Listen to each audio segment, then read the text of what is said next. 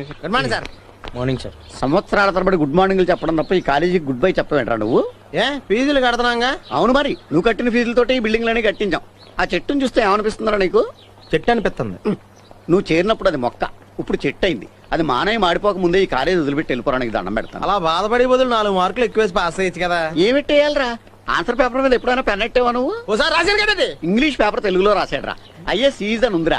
ఈ కారంలో ఈ, జకారంలో జా, ఈజ్ అని రాశాడు. అదే తెలుగు పేపర్ వంకాయ రాయరా అన్నాను, 1 వేసి కాయ రాశాడు. అది వంకాయ అంట.